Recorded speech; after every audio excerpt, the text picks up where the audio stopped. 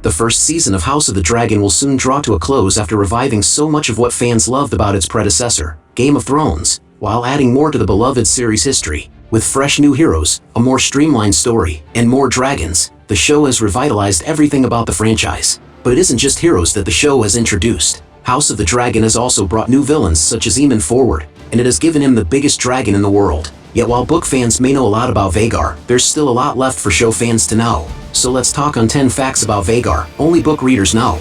Unlike Balerion the Black Dread, Vhagar was hatched on Dragonstone after the fall of Valyria. With the majority of the Dragon Lords of Valyria dead and gone, Vhagar found herself crawling out of an egg on the Targaryen stronghold of Dragonstone.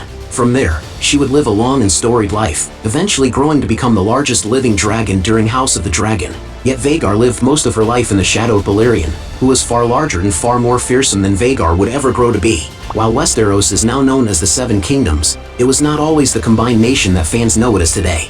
Once, it was just a group of high fiefs that often warred over disputed territory. Yet, with Vhagar's help, the Targaryens managed to force 6 of the 7 Westerosi kingdoms to submit to Aegon's rule. While Vhagar also helped in several attempts to bring Dorne into Aegon's kingdoms, they never actually managed to overcome Dorne's will. All the same, Vhagar etched her name into legend by being one of the 3 great dragons who forced all of Westeros to submit to the Targaryens. Over a century before Aemond claimed her, Vhagar was the dragon of Visenya Targaryen, one of Aegon the Conqueror's wives and one of the most powerful Targaryens in history. Visenya was a more brutal person than Aegon's other sister, Rhaenyra, which fit Vhagar's nature. Happy to destroy whatever Visenya directed her to demolish, Vhagar became a great and terrifying monster all across Westeros. Given that Visenya lived a long and storied life, it is hard to separate the names Vhagar and Visenya for most Westerosi, which is something that Aemond will need to overcome, as he serves as her newest rider. Though Vhagar was never able to see Valyria as Balerion did, she was still descended from Valyria's dragons and was given her name to honor Valyria's gods.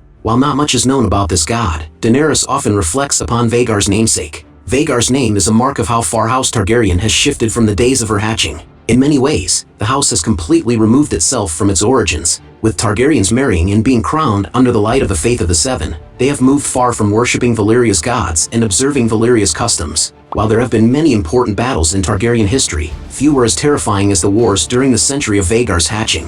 While House Targaryen was still trying to recover after the doom of Valyria, all of Essos waged a series of awful and bloody wars. In this century, the Dothraki first began to lay claim over Essos. Though Vhagar was too young and small to participate in the fighting, she was one of the last dragons and was living proof that the strength of Valyria was not fully gone. The promise of dragons kept House Targaryen alive, even as other dragon lords were killed in droves. While most of the 7 kingdoms were brought into Targaryen rule through force, Vhagar helped to capture the Vale of Arryn bloodlessly.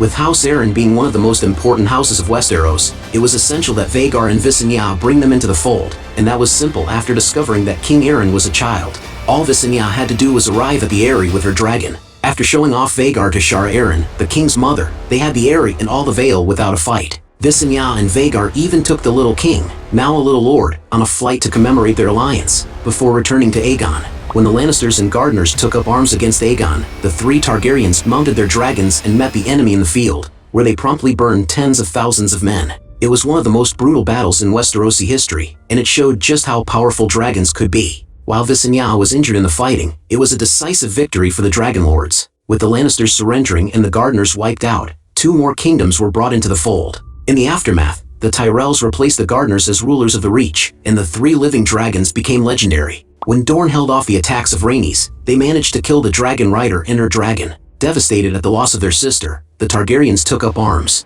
With the help of Balerion and Vhagar, the 2 surviving siblings burned all of Dorne. The only exception was the city of Sunfyre, the seat of House Martell. Many fans may not know it, but Aegon's conquest actually ended in failure. After all, the Targaryens eventually retreated from Dorne after discovering that the Dornish had simply abandoned their cities. It would take a marriage pact to bind Dorne to the 7 kingdoms, and it would take centuries for it to be forged. When Targaryens die, they are not buried, nor are they dropped into the sea like the Valerians. Instead, they accept nothing less than a funeral pyre by dragon fire. Or, at least, they did before the dragons died between House of the Dragon and Game of Thrones. After Aegon the Conqueror died, it fell to Vhagar to provide the flames for his funeral fire, as Balerion was still awaiting its next rider, Maegor the Cruel. Though Vhagar had flown beside Aegon for decades and conquered kingdoms in his name, she had to be the one to send Aegon off at Visenya's order. While Vhagar is often known for her longevity, accomplishments, and size, it should also be noted that she had a propensity for burning entire houses. As the dragon for a brutal queen,